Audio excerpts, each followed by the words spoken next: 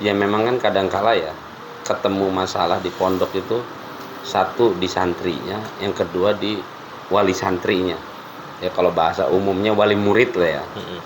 Ya kayak misal kayak di pesantren, kebanyakan kan ada tuh ketika anak punya masalah di pesantrennya atau di tempat pendidikannya. Ya. Satu contoh kayak bapak tadi, sabun habis, sendal hilang.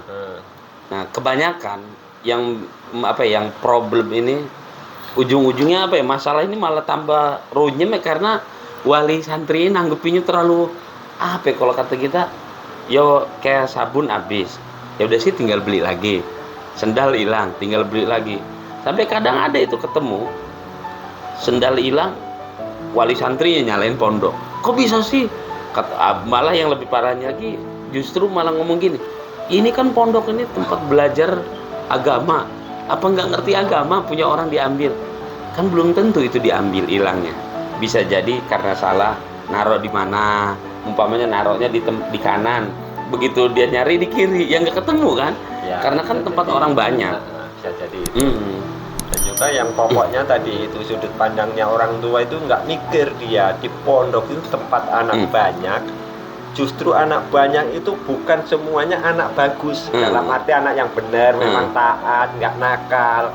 Rata-rata semua itu anak nakal, anak kurang bagus perilakunya, orang tuanya nggak mampu didik, akhirnya ditaruh di pondok biar akhlaknya bagus gitu. Yang penting tadi ya, ketika memang ya bahasanya nitip ya, bukan kayak nitip barang. Ya setidaknya wali santrinya atau wali muridnya ya kudu kenal sama gurunya, ya kan? Syarat utama itu memang kalau ya dengar-dengar memang syarat utama gitu. Biar mendapat keberkahan ilmu itu. Yang lebih kerok lagi tadi, gale wali murid ini, wali santri ini naro di pondok atau di tempat pendidikan, nggak ada rasa senengnya sama lembaganya, apalagi sama pak kiainya lah atau pak ustadznya. Itu kan repot itu. Iya, itu kan dinantum awal-awal belajar ngaji, alalatan nalula ilma illa bisitatin saummikaan majmu bibayani. Nah, itu kan terus seterusnya itu kan. Iya, salah satunya adalah tadi kan ada rasa senang. Kayaknya itu masih kecil dulu, masih SD saya belajar, masih tinggal hafal satu bait itu aja dulu, beberapa bait. Syarat itu. Iya. Nah itu dan seterusnya itu harus dipahamin itu.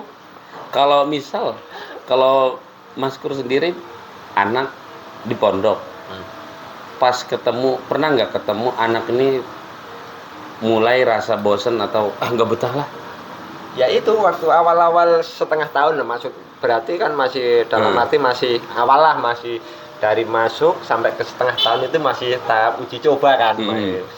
Mulai dari masuk SMP sampai semester pertama kan 6 bulan itu masih masa-masa penyesuaian lah, dia merasa terbebani lah di pondok karena apa ya, banyak pelajaran, banyak hafalan, sedangkan dulu di rumah kan ya bebas-bebas saja, cuma sekolah SD. Ya itu yang merasa dia berat, bisa kabur dari pondok. Terus triknya? Ya itu tadi, dia kabur pagi, kabur loncat pagar dari belakang, pintu gerbang kan ditutup, posisi di pondok loncat pagar. Balik naik angkot, nyampe rumah jam 10. Tak tanya kenapa, lu kok pulang nggak saya nggak betah ke pondok. Dan kenapa? Banyak hafalan, banyak ini itu, pokoknya nggak betah, pengen sekolah aja. Kalau nggak pindah pondok, ya tak bilangin, kalau pondok itu mah di mana saja sama, pelajaran ya kayak gitu-gitulah, banyak. Pokoknya mau nggak mau kamu harus ke pondok lagi. Setelah itu habis duhur ya tak anterin ke pondok tadi. Nah itu bagus. Nah terus ketemu sama Pak Yainya, saya pasrah bongkoan bahasa Inggrisnya. Pasrah bongkoan itu apa ya kalau bahasa Indonesia? Pokoknya bener-bener totalitas. Sama Pak Yai, pokoknya intinya saya kesini tadi anak saya kabur. Loh kabur, kapan kaburnya? Nggak tahu. Sampai Pak Yainya nggak tahu. Nggak tahu karena dalam cuma hitungan jam. Langsung saya antar lagi. Kapan kaburnya? Tadi jam 10 nyampe rumah. Saya ceritain malah nggak tahu semua, belum, maksudnya para ustadz sama kiainya belum tahu. Tapi karena untungnya tadi Pak ya, untungnya Pak Kurni begitu tahu anaknya kabur, bukan malah di ini kan, Kan ada sih yang begitu tahu anaknya kabur, ya udahlah, nggak antara bapak sama ibu nih, ya udahlah Bu, kali anak kita udah nggak betah, udahlah kita tarik aja. Tapi untungnya enggak kan? Enggak, saya artinya sama malah balik lagi ke pondok. Sama ibunya bagaimana caranya anak ini harus ke pondok lagi dan betah kerasan gitu. Ya setelah itu ya saya sampaikan kepada Romo Yainya, pokoknya gimana anak ini bisa kerasan dan betah untuk sementara waktu ini. Kalau masalah ilmu nanti belakangan, yang penting kerasan dulu. Gitu. Benar. Tapi benar-benar nemuin Pak Kiainya. Iya betul, ngadep saya, sama adepin saya, sama anaknya adepin sama istri saya. Karena iya sih, Pak, kadang tadi ada yang kasus yang sama seperti itu. Jadi begitu pulang, malah orang tuanya kayak orang angkat tangan. Ya udahlah Bu, nggak betah anak kita ini, malah ke bawah ya, anak tuh kan tambah seneng kan, memang nggak betah, orang tua malah ngeresponnya yaudah kali nggak betah, tambah jadi kan. Jadi begitu balik lagi ngadep Pak Kiainya, tapi sampai sekarang kan alhamdulillah masih. Alhamdulillah sampai sekarang nggak ada keluhan lagi, dia merasa di pondok itu enjoy, enak, sama pelajaran mudah dicerna, maksudnya ya kalau ada hafalan cepat dihafal. Setelah kita deket sama Pak Yainya, anaknya saya deketkan sama Kiainya, ya alhamdulillah sekarang enak lah semuanya. Nah terus kayak model di awal tadi saya omongin, pernah nggak Pak ada kabar yang mungkin ya yang lain juga nanti kan ngerasa nih, ketika si anak ini, waduh Pak, celana hilang, baju hilang, sendal hilang. Lah itu solusi dari orang tua? Ya kalau ngadu masalah itu ya nggak sering, ya pernah. Tapi tanggapan saya ya kayak gini. Ada nggak kesan nyalahin pondok atau gurunya? Ya nggak ada lah kita. Kita berpikir positif aja. Namanya di pondok kan namanya anak banyak. Anak banyak itu perilakunya kan beda-beda. Di situ kan di pondok ditempa untuk anak-anak yang jadi akhlakul karimah. Jadi wajar lah masih ditempa itu, masih ada yang nakal, yang ini. Namanya masih proses ya? Masih proses, wajar. Kalau hilang ya itu bukan kesalahan pondok. Pondok ya udah ngawasin, tapi ya nggak bisa semaksimal itu kan. Ada kan kadang-kala gini, malah orang tuanya ya tadi begitu balik ke pondok, malah nyalain apa namanya, ya ustadznya, nyalain kawan-kawannya. Gimana sih, kan ada sih, gimana sih kalian ini di pondok, kok bisa celana kawannya hilang, sendal kawannya hilang, udah itu ke ustadznya lagi, ustadz itu gimana, padahal kan ya tanda kutip ya, kan bukan anak satu aja yang diurus, si ustadz kan, iya kan, bener kan. Nah artinya kalau orang tua muncul kesadaran seperti Pak Kur kan enak, ya sudahlah, namanya orang rame, kan gitu. Wong toh memang tujuan saya mah kesini nih mau mondokin anak supaya akhlaknya bagus, ilmu dapet, ilmunya manfaat. Ya ada pun masalah-masalah kayak tadi mah hilang ya bisa beli lagi. Ya betul. Memang semua itu ya, semua faktor-faktor kebaikan itu untuk menunjang mendapat ilmu yang bermanfaat. Kalau kita suudon, terus ada kata-kata ucapan yang kurang baik di guru sama pondoknya, gimana kita mau dapat ilmu yang bermanfaat si anak yang mondok itu. Nah kalau menurut Pak Guru sendiri Pak, kalau umpama misal ada ya satu atau beberapa lah, ketika ada kasus yang katakanlah merugikan si anak, terus orang tua si anak ini, si santri ini, ya tadi menyalahkan ustadznya, menyalahkan kawan-kawannya, menyalahkan lembaganya. Kalau menurut Pak Gur sendiri gimana? Kalau saya tidak menyalahkan ustadz sama lembaganya. Enggak, kalau umpama ada orang yang istilahnya ketika ada kasus anaknya tadi kehilangan atau di pondok gampang sakit, malah nyalahin pondok gitu. Kalau menurut Pak Gur? Kalau saya enggak nyalahin ke pondok. Ya memang itulah, kalau di pondok prosesnya memang kayak gitu. Berarti salah lah kalau umpama ada wali santri atau wali murid ketika menemukan tadi itu kehilangan, anak gampang sakit, terus nggak betah karena katanya gini, nyalahin pondok. Ya salah itu, pola pikirnya kurang sadar itu namanya. Kurang leluasa, kurang ngopi, kurang sadar pola pikirnya. Kalau menurut saya, kalau anak saya sendiri mah sudah pernah sering sakit ini, sakit gatal, sakit panas. Selagi masih bisa diobati di pondok, nggak usah pulang. Kecuali udah parah, memang harus dibawa ke rumah sakit, baru pulang. Karena kan memang pondok juga punya trik. Nah, iya, memang kalau di pondok ibaratnya gatel diobati belum sembuh sampai berbulan-bulan baru saya ambil, saya obatin. Setelah obatin tak anterin lagi Bener. Karena ada sih yang iya diambil, diobatin, nggak dianterin lagi. Langsung dianterin. Malah kadang tadi ya mungkin ada lah laporan 1-2 mah. Ya kayaknya Ustadz anak saya memang nggak cocok di pondok. Kok kata saya ngomong gini, lah kok pondok ada bahasa cocok-cocokan? Ya justru kita mau tidak mau nanti cocok sendiri gitu kan. Nah kalau masalah cocok nggak cocok itu mungkin kita kalau salah memasukkan pondok alirannya kita beda gitu. Yang pahamnya Islam itu kan banyak, paham ini paham itu, mungkin kalau nggak cocok keliru paham itu nggak cocok. Bener. Iya ya, cuman kadang masalah cuma tadi ada sakit kulit dikit atau umpama badan cepet anget. Ya maaf ya namanya penyakit di mana aja Allah kasih, cobaan di mana aja Allah kasih. Jadi ketika mendapatkan cobaan dan kebetulan posisinya lagi mondok, seolah-olah nyalain pondok. Kok anak saya ini selama di pondok malah masuk pondok kok malah sering sakit? Kan pondok mah tempat nyari ilmu. Iya, maka betul. mau tidak mau ya ketika anak ini lagi nyari ilmu ya harus ada cobaan. Betul. Baik itu cobaan kepada anaknya maupun cobaan untuk orang tua anaknya. Betul. Segala sesuatu kalau akan menuju kesuksesan, ibaratnya menuju apa yang kita citakan, pasti ada halangan, rintangan, ujian. Nah, cocok.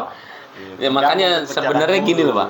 Sebenarnya di dunia pesantren ataupun lah di dunia pendidikan manapun ya, mau di pesantren ataupun yang bukan di pesantren, yang memang tujuannya adalah sedang nyari ilmu, mencari jati diri, mencari kedewasaan, ya pastilah yang namanya cobaan ketemu ya. Jadi cobaan ketemu. Jadi jangan lantas ketika cobaan ini datang kepada si anak tersebut, ya yang disalahin lembaga, yang disalahin ustadznya atau tim pengajarnya. Ya justru kalau ketemu wali murid atau wali santri model Pak Kur ini kayaknya aman. Artinya nggak langsung nyalahin. Ini lagi proses kan gitu. Karena kan kalau di pesantren itu kan orang tua kita, guru-guru kita sering ngomong pesantren ataupun lembaga pendidikan itu kan sebenarnya masyarakat kecil. Jadi si anak ini lagi dilatih, inilah nanti bakal masyarakat seperti ini. Apa buktinya? Kan di tempat pendidikan tuh enggak satu suku, berbeda-beda suku, enggak satu watak, beda-beda watak. Ya yang demen, yang enggak demen ada semua di situ. Nah itulah nanti pelajaran yang bakal ketemu nih anak di masyarakat. Bisa enggak? Makanya begitu dia di pondoknya aja dia sukses, dia bisa menghadapi semua keadaan. Ya insya Allah ketika nanti dia dewasa berhubungan dengan masyarakat aman juga. Ya apalagi model Pak Kur kan istilahnya ya udah banyak apa tadi makan asam garam. Ya karena udah lama hidupnya.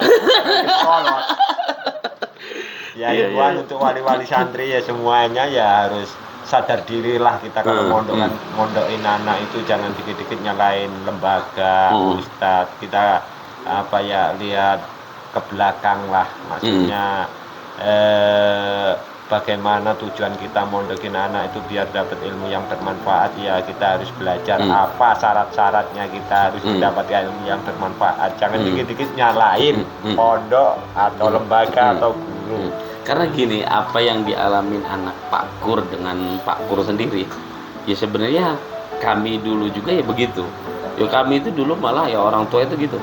Begitu kita menemukan sesuatu yang umpama sakit atau laporan ada kehilangan, orang tua tuh bukan gimana sih pondok, gimana sih pendidikannya, kan katanya ini segala macam tempat orang berilmu segala macam, kok malah barang sering hilang, badan sering sakit. Enggak, malah orang tua tuh sering ngomong yang sabar kan gitu. Kenapa?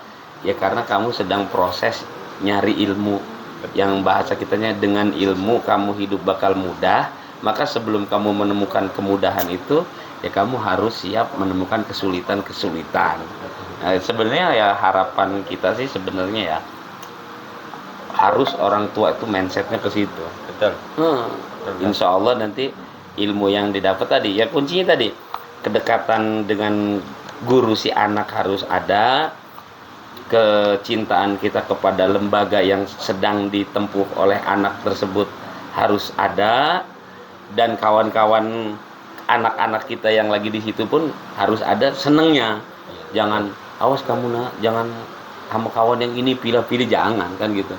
Justru anak nanti akan dilatih kedewasaannya kan gitu. Nah.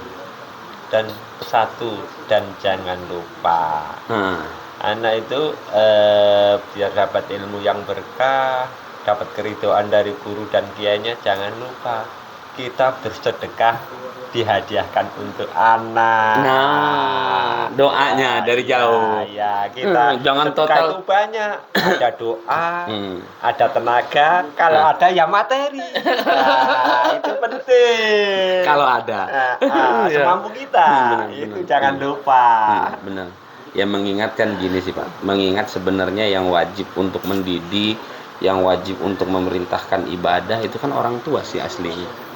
Nah kebetulan ini dititipin ke Pak Kiai, yang mana sebenarnya Pak Kiai punya keluarga, punya anak, punya istilahnya punya kewajiban yang memang dia pun harus tadi ngebimbing anak-anaknya, membimbing keluarganya, ditambah anak kita di situ. Kayaknya kalau kita cuma lepas tangan nggak etis lah. Kewajiban kita dilimpahkan ke orang lain, maka si orang lain inilah, atau dalam tanda kutip ini kan kiai atau guru, ya kita harus perhatikan kan. Gitu. Ya, memang kalau masalah sakit-sakit juga tuh, anak saya di pondok pernah sakit parah dan sakit gatel itu. Tangan pasti itu sampai bengkak lengket. Hampir semua itu. Lengket bengkak sampai semua bengkak. Udah dikasih obat, di sana saya kirimi masih aja. Akhirnya pondok nelpon, Rafika sakit gatel agak parah, tolong diobatin. Tak bawa ke dokter, dokter periksa, diobat, langsung tak anterin pondok lagi, nanti seminggu kontrol lagi. Tak anterin pondok, seminggu kemudian tak ambil bawa dokter lagi. Setelah itu bawa pondok lagi. Pokoknya saya kalau dia itu nggak libur, nggak boleh nginep di rumah. Dan nggak boleh habis kesabaran. Nah, dia izin pulang ke rumah itu waktu mau berangkat umroh itu. Berangkat umroh, setelah umroh 2 malam lagi baru ke pondok. Benar.